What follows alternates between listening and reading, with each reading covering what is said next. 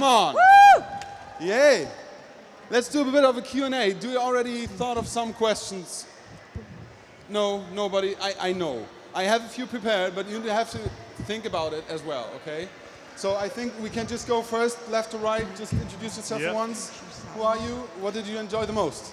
I'm Tony, living in Liverpool. I think the thing I enjoyed the most was meeting this crew and Jacob. For me, it was a hobby, so it was a massive learning experience.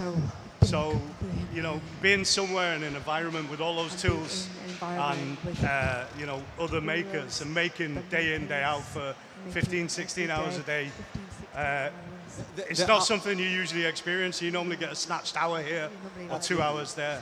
And it's long days, right? It looks like really short in film, but it's long days, right? So each episode's filmed over 2 days, and the days are actually split up, which, you know, some of us were prepared for, some of us weren't. And then they're obviously filming little segues and little bits and bobs in between. I think the worst thing for me was when they're filming somebody else, you can't make any noise. You have to stop constantly, right? Okay, yeah. How about you? My name is Tanya, and actually, I'm going to just agree with Tony. No, I'm going to agree with Tony. Thank you.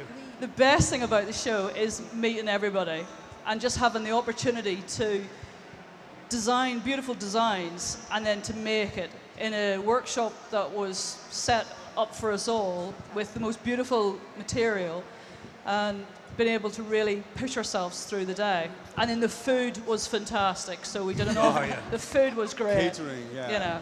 Cool. How about you? All right, I'm Chloe, and I loved meeting these guys because they're all bloody amazing. And using all the like amazing tools and having that amount of wood to just be able to, you know, make and design whatever you want to a degree. My name's Ashley. For me, it's probably two-part. I really liked rediscovering woodwork because I haven't done it for such a long time, and I would never have that opportunity to kind of have the time and the materials and the money. So it was just kind of a one-off, unique experience. And personally, I just really enjoyed the social side. We had so much fun off camera, which we really needed because it was so intense. Hello, everyone. Hello, Russell. Get your top off. You get your bottoms off. I can't hear you. Russ, I can't hear you. Oh, sorry. I feel like I'm on an episode of Homes Under the Hammer.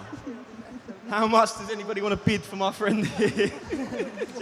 £2. Come on. Yes, it was a great show, great experience. And I met some great people. Thank you very much. My name's Jacob, and I think the best thing for me about the show was, we had complete freedom. Pardon me. We had complete freedom of design. We could design in any way we like, anything from our imagination onto paper, and to be able to create that in real life with as much wood as we needed was just amazing. It was complete, total freedom of creativity, and that's really the main thing. So there was no scripting involved, right? Thanks. I'm Lauren, and I absolutely loved meeting everybody on the show, being part of the wider network within Wood, and making things and having the time to make something in a workshop, and then actually getting a bit of feedback from everyone around us, because it was nice to hear everyone's opinion on different designs and those things. Hi, my name is David. And the best thing for me, really, was meeting everyone, you know, like everyone else has said. But also, having a new audience for my granddad jokes. Cool. We love them. Many of you already mentioned that you had complete creativity freedom. How was deadlines with that? You always had a very tight time plan, right? And how hard was it to always hit it? Tony. I don't know why I had a reputation for never finishing anything. Obviously, some people did better with deadlines than others. I think that's where people's experience really showed. you know, knowing how to adapt and how to move as situations changed. But yeah, you know, I was quite free and easy with it, and then when I didn't finish, was quite surprised. Cool. Yes, cool. Hi everyone. Just a very quick question. How did you find out about the show, and what did you feel like after you'd submitted your name? Oh, great question. Shall I answer? please, go So ahead, yeah. I watched series 1 because some friends told me about it. So I watched it on catch up, and I just watched it and thought, oh my God, if there was ever a show that I felt like I could be a part of, it was that. And how did I feel afterwards is a really good question, because after the filming had finished, I felt happy and I felt elated to have met everyone. And then after the show had aired, I felt slightly differently. I still felt happy and I was still pleased to be a part of it. I didn't stop liking anyone. But it just made me aware of like TV and how it works. And obviously you do have to be considerate about the fact that they wanted to make an element of drama, and you have to be considerate about that when you watch it. But on the whole, the show I loved watching, being a part of, and then watching it again afterwards. I think I've got massive respect now for anyone that does anything like this, because you've got to be really brave to put yourself out there to be judged. I wasn't massively happy with some of the things I did because I was so rushed, and then you feel really anxious about it. But on a whole, I would never not take that opportunity regardless. So I just think everyone here, hats off to them because they put themselves out there. I have a lovely mantra about you can't be what you can't see. And as an older DT teacher, if you do not see diversity in any app set that you go into, you can't be it. So that concept, the TV was irrelevant. It was that thought of putting yourself somewhere that a little young me would see what we all did. And that was the best thing about this group of people, is we all stand here and represent a smattering of everybody else. So Yeah. So you huddled together a bit when it got hard, and you just probably formed a lifelong relationship as a friend group, right? I mean, it really gets you together when you're in such a hard time, right? 16 hours work days is not fun, and even if you have to do physical work on top, that's hard. Yeah. Was there any like special tool you have never seen before and had to use in the show? Tony the tool. Right. I think we all, the pyrography, not many of us had much experience with the Bernie pen, as you know, it's otherwise known. Yeah. But yeah, I think we've all got skills in certain areas, so I think some tools were completely alien to some of us, and others were very comfortable with them. But yeah, there's so many You helped things. each other out there, right? So if somebody was inexperienced, you just helped each other out, and were showing you. Yeah, you get like a thorough 5-minute training in everything. I think the worst thing was health and safety. Obviously, they didn't want us to cut our arms off, which I think could have been more entertaining and been an excuse for not finishing. All right. Yeah. But I think when you're in your own space with your own tools and you know them, you can be maybe a little bit less careful, which obviously on TV, there's no way they're going to do. So often when you're doing something and someone's there on the kill switch and you're constantly, your power's going out and they're making you put PPE on and stuff like that, which I know you're meant to do, and we should all advocate safety, but it actually gets in the way when you're dangerous by nature. Well, sure, yeah. Any audience questions? Yes. Hi everyone, love the show by the way. Lots of your designs were really intricate and very, very well thought out. How much time before each episode did you have to prepare your designs? So before filming, I think 4 weeks before we went to the show, we were sort of slowly given the builds that we would be making. And we would be given, I think it was about 2 weeks for the first 4. And then when we designed those, we had another couple of weeks for the next 4. But we sort of had some video calls with the design expert, just sort of to talk it through really. But all the designing was our own imagination and our own choices. And yeah, it felt very rushed in a way for me, because obviously we're working and we're doing all these bits and pieces, and then we've got this short amount of time to sit and actually think through these designs. 2 weeks doesn't actually sound like a lot to design 4 big bits of furniture. So yeah, we had to really work hard and make wise There were choices. definitely a few people who, in between the filming days, started to do a design. There were some naughty people. Well, actually, on the desk, I changed my mind. You could tell. And I designed it the night before. So You watched Beauty and the Beast the night before. it's my favourite film.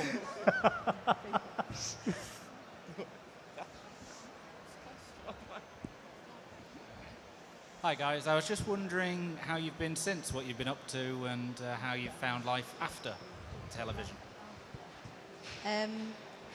Well, I certainly feel like life has been different today. Being back with the group and people recognising you is quite nice. But on a whole, life hasn't changed for me drastically, other than I'm making a bit more effort to promote what I am doing and making on Instagram, just to be part of everyone else in the wood community that makes things. But on a whole, it's not changed a great deal.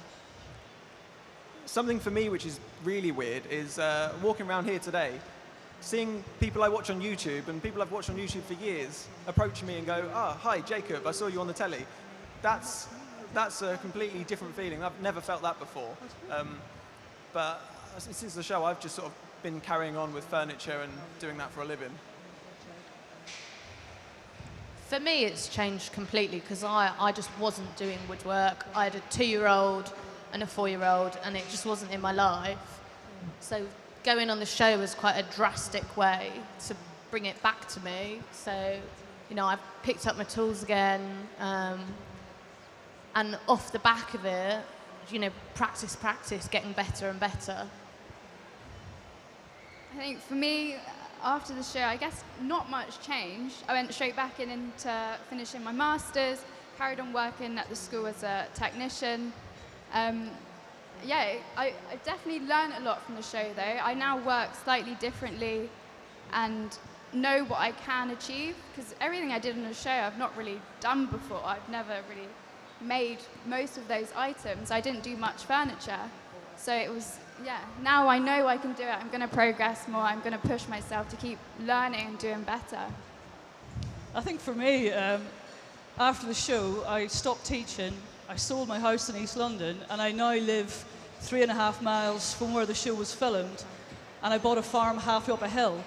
So I have beautiful views of all the mountains that we were all there as a group, and I'm going to create my dream workshop and live the dream that little me would have wanted, and that bit, you know, doing this is massive. And on the back of the show and meeting everybody was a real catalyst to doing what I've always wanted to do. So my life has totally changed. Cool. Thank you. Congrats. So for me, life has completely changed. Because before, I don't know, you know, I was doing little bits of woodwork here and there. So going back, you know, how I got into the program, it was because of my Instagram. I put a couple of items that I'd made in it, and I got invited to get involved. And like Tan was saying, with regard to diversity, I felt it was important, you know, to go for it. But I always felt like I was winging it, you know, and I kept saying it on the program that I was just winging it, and I was learning the whole time I was doing it. But now, so many people have been asking me to create things. I've been getting commissions. I recently participated in a deaf festival, and I'm participating in a deaf artist network. So it's taken me a while, but life is changing.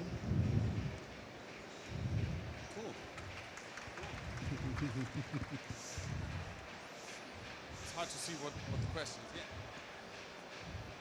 Hi, can I just say, your show was so inspiring. You know, just what you said, you gave visibility for people who don't normally do it, and it's amazing. But if there was one skill you could learn, any skill in the world, what would it be? Oh, wow. Finishing. How to use a blunt hand plane on a rickety table. A skill was in a woodworking skill, or Anything. I'd love to fly a helicopter. I'd love to. Oh, actually, I follow you, and your skills are epic. I've been able to use a massive, was it a 3-foot saw? 2-meter saw. Being able to manage, one of the things about having the land, I'm going to manage it really old school. So I've got myself a little 3-foot saw. So definitely some chainsaw work, sculpting work, and yeah. Yes, I like the sound of that. Any skill. I think I'll go something a bit out there. Fire dancing. Being I'd taller. love to have a go at fire dancing. Definitely. I've tried to use a sewing machine, and I think that is one of the hardest things in the world. And I'm probably a bit too rough, and I could probably smash it to pieces. But I haven't got the patience. I would love to be able to plaster. I've always seen that as like quite a therapeutic thing, and I just think it looks. I just think that's appealing to me. Backflip. For me, it'd be just being a better woodworker. I mean, seeing how this lot do their woodworking, you know, the skills that they have, the detail, the intricacy, it's amazing. So, you know, I had so much pleasure just watching them woodworking. So, you know, to get to the same level as them. You are part of us. We have another question from the audience. Where's all the stuff that you've made now? You know, like when you made it on the TV show, like what did you do with it? Could you hear that? No, sorry. Where did all the projects go? Where are they now? Oh, we get to keep the projects. Oh, cool. So we got to take them home, but some people's sculptures were quite big and heavy, so I don't know if everyone's got their sculptures, but we do get to keep the projects. I had to go back in December to get my sculpture specifically because and Russell's sculpture. We've got both of our sculptures. I think my favourite thing, the day bed's in my dining room, but a couple of the other bits are hiding behind doors. Some of it I've dished out to my family. I sold the desk, which was very exciting, to Mel, to the presenter. Yes, Russell. So, yeah, all of it's sort of dished out or taken apart in the corner of my room. I sort of had to, I knew I was going to do the move, and before I was lucky enough to find the place I'm living in, it was always my vision that everything had to go in my camper van to be taken back. So there was an awful lot of flat pack having to think about how to do that. So I'm going to get the sculpture taken up the hill from the Glenelg Skies in a tractor, and the day bed's going to go out in the woods, and my time machine will have pride of place in my workshop. So I have a mental space for everything I've built, so it's all there. I think what was nice was you got to take everything home, and if you hadn't finished, you could finish it. So I've got a massive table. If anybody wants it, give me a DM. It's just too big for my house, and a working clock. Cool. Another question from the audience? If you had to give one piece of advice to a younger maker, what would it be? Just keep going, practice, get on with it, do it. Don't worry about making mistakes. Never tear up anything. As a teacher, I would do a whole thing of getting the girls that I taught to design in black pen. Never get rid of anything, never rub it out. Keep a sketchbook. A sketchbook is a journal to go back through time, and you can see how much you've grown, so just trust yourself and go for it. And I think, you know, as someone starting out, you can just use the most basic hand tools and create the same thing someone's done on a £5,000 machine or with all the best tools in the world and still achieve the same results. The beautiful thing about woodwork is, you know, there's purists who like to use just hand tools. There's people who like to use CNC and power tools. And you get the same result. There's different ways to achieve everything. So don't let anything like that block you. Yeah, my advice would be keep it simple and just try, because it's only a mistake if you don't learn from it. And in fact, I've learned so much in my 37 years of life that I think it's enabled me to keep moving forward in a positive way, because I've reflected on it and I've learned from it. So definitely keep it simple and just keep trying. When I was younger, I did a lot of, you know, calling around workshops, work experience, if you offer to work for free for someone for a couple of days, you know, you're going to see people who've been working for 30 years and they're incredibly skilled. So I would say work experience, work for free, knock on doors, and just don't take no for an answer. And And don't cut your fingers. as Lauren said as well, you learn more from your mistakes. So the hardest part is just to do it. As soon as you start something, that's you're halfway there. You know, just do it. Just start doing it.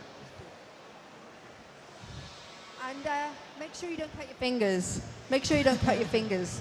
Yeah, that was another one of my bits of advice. Is keep your tools sharp and your fingers on. So tool. Like, and another thing is never just try something once. If you try something once and it doesn't work, don't move on to the next thing. Keep going, do it again. That's very probably good the most advice, important thing for me, at least. Yeah. Cool, great advice, thank you. Was there a final edit on the programme where you feel like the editor did you dirty? Could you hear that? Was there a final edit where the editor tried to did you dirty? I'd say on the whole, they were pretty good. I give them enough ammunition to make me look like a complete tit. And I feel that they didn't make me look like a complete one, just a little one. But, you know, again, as I think Lauren said earlier, it is a TV program, so they are trying to create drama or create personas around people that possibly aren't there when you know them. But I don't think they were really bad to anyone. No. There was a bit for me in the was it in the final? Yeah. Where I was working on my sign and I'm going, oh yeah, it's great, it's going amazing, it's going incredible, it's working really well, it's going to plan. And then Chloe was sort of having a bit of a moment, but they edited them in together, so it looked like I was going, yeah, it's working really well, and her sort of freaking out at the same time. And it's like I'm sort of rubbing it in. It worked really well for the episode, but in reality, it really wasn't like that. So that was one thing. Yeah. Cool. I think for me, with the program, I mean, everything was fine. What people have said is fine. But the annoying thing for me was when they were filming me, they cut out when I was signing. It was sort of, it would go off, so you wouldn't actually see the full of, you know, what I said. So it's a bit like, you know, if someone was halfway through speaking and you turned off their voice. So in that way, I don't think I was reflected very well. I think I was conscious. They almost edited it to make it look like we gave each other slightly dirty looks. But we weren't, because we were too busy filming. We weren't looking at each other when we were filming. But, you know, they chop it together to make it look like you're like, oh, what's going on there? I totally give Jacob dirty looks. Totally, that was real. About that, how did a normal day on the set look like? Did you just do breakfast together, or how did you start your day on a normal set day? We were literally in a field, so we'd walk up from our cabins over the bridge, and then we had a massive tent. So we kind of ate every meal together. Cool. We had lovely bits with dessert we would do on a sliding scale. Often everyone now knows what I'm going to say. Not to banoffee, because the banoffee pie was epic. So it was a lovely thing of sheer delight after we would come down for lunch or dinner, knowing what the dessert and the food was. So it was this lovely communal kind of sharing of experience, eating, sweating things out, chatting things, and then being all together. So it was lovely. We all ate breakfast together, and the crew. We was all together, and then we'd go and do our bits, and the crew would do their jobs. But then at lunchtime, we'd all just come back together again and all sit in the tent, all eating together, socialising. Nice. So that every break we had for breakfast, lunch and dinner, all the crew were just mingled with us and we were all just together. Cool. How often do you see the crew? Do you still meet them as well? Yeah, the crew were around us constantly. We should tell you what we were given as accommodation, because this is the thing that blew my mind when I turned up on set. We basically had giant portaloos as our cabins, and they're called bunker bins. And if anyone has ever seen one, you would not anticipate spending much time in there. But we did, like Jacob said, spend every day together, breakfast, lunch, dinner, and obviously all of our building time. And believe it or not, those bunker bins came a little bit of our safe space. So we spent, obviously, the evenings in there. But yeah, all in all, we had this beautiful walk down through the Glanus estate, and it was just gorgeous, and it was a great start to the day. And then we all got to reunite with each other and spend the day together. Cool. Another question from the audience? Yeah, right, me again, sorry. What's the best and worst sponsorships you've been offered? Like product placements and stuff? Any of you selling mattresses or face cream? The question was, what were the best and worst sponsorships you've been offered since the show? I think Tony got offered Speedo. Yeah. I've got Buns of Steel, as we might have mentioned. No, I'm still awaiting the big offer. There was a man at Turner's Retreat who promised me a free mop, but he hasn't come through with it yet. I've only sort of had one encounter with a company, and I'm about to work with Festool, which is amazing. That's knighthood right there. Out of every company there is, that's the one. I'm happy to just leave it at that. You don't know what he did for it, though. Oh, no, I'm not going to go into that detail. That's not for this crowd. I've done I've had a few conversations with a few different companies. Nothing as big as Festool. But I guess for me, when I went on the show, I was definitely not anticipating my life to alter afterwards. And it would be great to do things that encourage other people into woodwork, but I have no interest in going down a route where I'm sponsored by people and I'm just promoting their tools. For me, I want to promote woodwork to people, in particular for me, females and young children, because I just think it's practical, and I'd rather people do that than sit in front of a computer screen if they can help it. And I just think it would be really nice to bring practical skills into more people's lives. Totally agree. Fantastic, yeah. Cool. I'm still waiting. I'm still waiting. Yeah. One more? Hi. While you were in the workshops, did any of the experts or crew or professionals that were with you, did they ever try to influence or change what you were designing? You know, or was it, you know, did anybody try to say, oh no, don't try that because it might not work? I think during the series, when you were actually filming, no, you were left. Sometimes the technicians might give you a little bit of advice, but I think in the design process, some people were almost encouraged to do some things that were more complicated, and other people were doing things because we had two different people that were giving us advice. There were different levels of advice. So yeah, but I think, you know, we were all in the same boat. We all had the same people. Tony, were you encouraged to do things more difficult than you wanted to? No, not at all. Not at all. I was actually told to scale things down. I was. But, you know, as I said, we all had the same time. We all had the same tools. I think experience showed with some people. I like an unfinished project. Yeah. The texts were great, but they wouldn't. You have to tell them exactly what you want. They weren't going to really help you out. Yeah, there was no tight lip. There was no kind of, if you had to sort of ask for something, they'd be like, you need to tell me what you want. There was no real intervention from the text in relation to that. And like, your designs were your designs. There was no chance to mess about or to change it. And I suppose once you've, like, it's almost like giving birth to something. Like, once you've taken a brief and you've immersed into it, you've designed it, you know every little stage yourself. So there was no opportunity for someone to go, oh, hang on, I'll just talk about it like that. So that there was no change in it. We had already obviously designed our builds and planned how we were going to make them and given cutting lists in. So that to an extent, there wasn't much room for change. But obviously, you got feedback from the judges each week, and you were encouraged to take that on board. And I know Jacob did take that on board 1 week. So there was a little bit of movement, but it was no one's sort of, right, we think you should make it like this, do it like that. It was very much how you wanted to make your build. You made your build that way. Yeah. Go ahead, please. They can't get away with helping you because they are all mic'd up. The techs are mic'd up. The production's listening to them. As much as they might want to go, don't do that, they can't.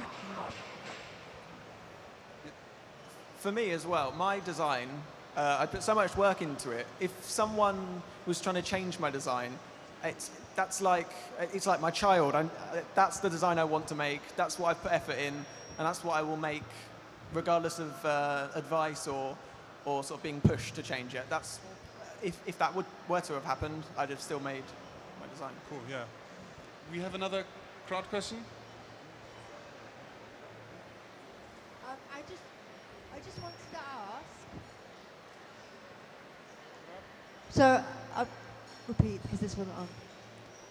So I was very happy that David came home because he'd been away for 2.5 weeks, and I was really happy he came home. So he's not allowed to do it again. Aww. We missed Dav and Kath, so we all wanted Dav and Kath to stay. We have another one in the front here.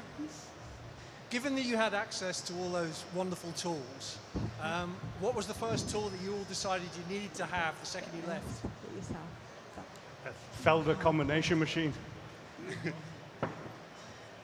I'm quite up for a power carver. I think if that was one of the ones that I really had to have walked away with, it'd be the power carver. That was lovely. I didn't have a thicknesser in the workshop, Sculpture. so that was something. Big machine, just straight away. Thicknesser, need it. That's what I went for. Yeah, I'm with Tanya on that one. that I've was never good. used one of those tools before in my life, but yeah, fantastic. We should have stolen If you it. got- Yeah, there you go. If you've got a log you got to carve into, you need one of those. Yeah, I'm the same. An Arbortech turbo planer would be an absolute tool I need to get my hands on. I nearly didn't make the show because I bought an Arbortech to try it before we went on the show and nearly cut my thumb off. So that's why I was bandaged up. It went straight through my finger and my nail. All right, I think we have time for For me, the it's a last one. Festool domino. Oh, cool, yeah. Anyone? I guess then I'll do the last question. Would you do it again? Yeah, 100%. Yes. No. Nah, not with these guys. Cool. Maybe a different series to Jacob, though. Cool, yeah. Thank you so much. Give it up, please.